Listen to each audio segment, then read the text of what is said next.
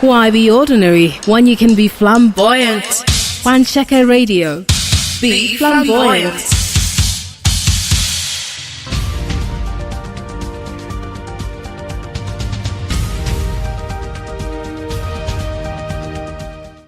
Evening, and here are the major stories for today. Calm has been restored at the Maiduguri International Airport after Sunday's protest by soldiers of the Special Strike Forces deployed in Operation Lafia Dole. The soldiers reportedly fired gunshots in the air while protesting their new post in Tomarte, a local government in Borno State. Speaking with newsmen after the incident, one of the soldiers said they were due for rotation, having spent almost 4 years at the theatre of operations. He explained that they reported for duty in February of 2015, stressing that a military circular from the Chief of Army Staff had clearly stated that no soldier should on any account be kept beyond 3 years in the northeast region of the country. But an Army statement released today by Deputy Director of Public Relations of the Theatre Command, Operation Lafia Dole, Onyema Nwachukwu, said it had become necessary to review the troops' deployment in a bid to reinvigorate the security architecture of the city. Nwachukwu further explained that the soldiers must have misunderstood the development and assumed it would negatively affect their rotation from the operation theatre. He, however, noted that calm has been restored to the area as the new theatre commander, Abba Diko, has promptly taken charge of the situation after addressing the troops. A Makudi High Court this Monday restrained the new Speaker of the Benue State House of Assembly, Titus Uba, and other principal officers of the House from parading themselves as such. The court also restrained the Uba-led House from entering and sitting in the State Assembly complex. Other principal of the House restrained include Deputy Speaker Johnson Ahubi, Majority Leader Avine Agbom, Deputy Majority Leader Sule Audu, and Chief Whip Kesta Kienge. Granting the restraining order on an ex parte motion brought by the impeached Speaker, Tekiber Ikiange, trial judge Teresa Igoche said the order is made in the overall interest of justice. According to her, the application was granted so the members of the Benue State House of Assembly would not sit in the 5th Plaintiffs and Applicants Complex until the motion on notice is heard and determined. You may recall that the new Speaker last Wednesday took possession of the Assembly Complex after the withdrawal of policemen from the complex. The Court of Appeal sitting in Abuja has ordered a stay of execution of the arrest warrant issued against Chairman of the Independent National Electoral Commission, INEC, Mahmood Yakubu. Justice Abdullah Boki, who gave the stay of execution order this Monday, also adjourned the hearing of the suit filed by the INEC chairman to September 17 this year. Justice Stephen Palm of the Federal High Court in Abuja had issued the arrest warrant on August 8 after the INEC chairman failed to appear before him on 3 occasions. The judge had on July 5 ordered Yakubu to appear before him to show cause why he shouldn't be sent to prison for contempt of court. He made the order for Mahmoud to appear before him while ruling on a preliminary objection by INEC and its chairman in a contempt proceeding filed by Ejike Ogwebo and Chuks Okoye, chairman and legal advisor of the People's Democratic Party in Anambra State. And the Enugu State Commissioner for Health, Dr. Fintan Ekoche, has denied a report alleging the spread of Lassa fever in that state, insisting the publication is false and misleading. Ekoche explained that the state had one confirmed case of Lassa fever, which was duly made public last week, and that none of the close contacts of the confirmed victim has till date tested positive for the disease. The health commissioner urged the general public to disregard the false report, which he said is capable of causing undue panic among residents of the state at a time when personal hygiene and environmental sanitation should be the paramount message. In international news, threats by jihadist militants forced hundreds of polling stations in Mali to stay closed during Sunday's presidential runoff, as Mali's government declared this Monday. The 490 polling stations that failed to open were said to be about 2% of the total. In last month's first round, 644 polling stations were unable to operate as security fears severely dampened the turnout, which a civil society group estimated at only 22%. Official second-round results aren't expected for a few days, and a vote which pitted President Ibrahim Keita against opposition leader Soumaïla Cissé after an inconclusive first round in which Keita won about 41%. Mali is high on the list of Western power security concerns due to the presence of militant groups with links to Al-Qaeda and the Islamic State, and a successful election is believed to be important in effort to restore stability. Workers at South Africa's high-speed train service that mainly caters for business commuters today ended a 2-week strike over pay after reaching a 12-month agreement with their employer and promised to resume work by Tuesday. The Bombela Operating Company, which operates the rapid train and bus system in Gauteng province with services to the country's main airport, the capital Pretoria, and commercial hub Johannesburg, had reduced train operations due to the strike. The Federation of Unions of South Africa, FEDUSA, and the United National Transport Union, UNTO, said their members had agreed to an 8% wage increase across board. Iran's supreme leader this Monday rejected U.S. President Donald Trump's offer of unconditional talks to improve bilateral ties and also accused the Iranian government of economic mismanagement amid reimposed U.S. sanctions.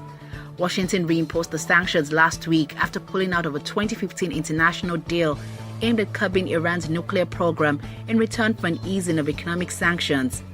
President Trump has also threatened to penalize companies that continue to operate in Iran. Ayatollah Ali Khamenei, who has the final say on policy in the Islamic Republic, spoke against the ban at the Husseiniya of Imam Khomeini in Tehran this Monday.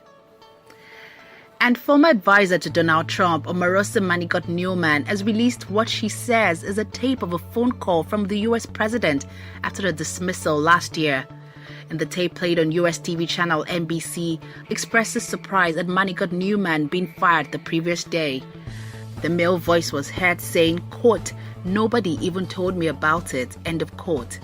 She also released what is said to be a secretly recorded tape of White House Chief of Staff John Kelly firing her. In response to a tell-all memoir by Manigault Newman due to be published this week, President Trump called her, quote, "a lowlife," tweeting that she never made it, never will, just as the White House has described her as a disgruntled former employee. President Trump's lawyer, Rudy Giuliani, says she might have broken the law by recording private conversations at the White House. Manigault Newman, who knew the president from her days as a star of The Apprentice reality TV show, advised him on African-American issues during the 2016 presidential campaign and went on to become Director of Communications for the Office of Public Liaison before being fired in December of 2017. In business, Turkish President Recep Tayyip Erdogan has accused economic terrorists of plotting to harm Turkey by spreading false reports and warned that they would face the full force of the law as authorities launched investigations of those suspected of involvement. The lira currency, which has lost more than 40% against the US dollar this year, pulled back from a record low of 7.24 earlier today after the central bank pledged to provide liquidity, but it remained under selling pressure and its meltdown continued to rattle global markets. Erdogan, who gained sweeping new powers following his re-election in June, said rumors had been spread that authorities might impose capital controls in response to the slump in the currency, which tumbled as much as 18% on Friday alone. In entertainment, the Muslim Rights Council, MURIC, has hailed the National Broadcasting Corporation for banning Falz's "This Is Nigeria" song. Leader of the group, Ishaq Akitola, in the statement issued in reaction to the development, challenged the artist to show his brilliance in court, noting that the ban may not be unconnected with the petition dated 11th of June, which it sent to the National Film and Video Censors Board, claiming that the video portrayed Fulanis and Muslims as killers. It also showed women in hijab engaging in the notorious Shaku Shaku dance. The group further urged the NBC to ensure that the video remained banned until the artist removes all the offensive scenes. American singer Aretha Franklin is reported to be seriously ill, as a source close to the veteran has confirmed. The source, who spoke on condition of anonymity, told Associated Press that Franklin was gravely unwell. The 76-year-old cancelled planned concerts earlier this year due to health concerns and was ordered by doctors to rest for 2 months. Last year, Franklin indicated her plans to retire from touring following the release of a new album. Similarly, celebrity website TMZ has also reported that a longtime friend was told a week ago to prepare because she's dying. Franklin, whose career spans several decades, is best known for songs including Respect and You Make Me Feel Like a Natural Woman. In sports, Lagos State Governor Akinwumi Ambode has promised to support the International Table Tennis Federation tournament in 2019 to make it bigger. Ambode made the promise on Sunday at the end of the ITTF Nigeria Open 2018 finals at the Teslim Balogun Stadium in Surulere. The governor assured that his administration would give financial support to attract more people and encourage more Nigerians to participate. Nigeria's Aruna Quadri emerged victorious after defeating his French opponent, Hachad Antoine, to win $5,000. The Nigerian also won another $200 in the Fair Play Award, while the best Nigerian homegrown player of the tournament, Jamiu Ayonwale, was also rewarded with $200. And Chelsea winger Willian says there is no chance he will still be a Chelsea player if Antonio Conte had remained in charge at Stamford Bridge. Willian made this known during an interview, saying he's still at the club because he wants to play for Chelsea and will only leave if Chelsea wants him to go. Barcelona is said to have had 3 bids turned down for the Brazilian international, who scored 44 goals in 238 games for Chelsea since joining in 2013. Earlier this summer, news emerged of a rift between Willian and Conte, but Willian eventually chose to remain with the Blues after Conte was replaced by compatriot Maurizio Sarri in July. Chelsea began the new Premier League season with a comfortable 3-0 win over Huddersfield on Saturday, and the Blues next faced London rivals Arsenal at Stamford Bridge, with Willian confident of ending a run of 6 games without a win against the Gunners. Those are the major stories for today. I am Binta Bhadmus.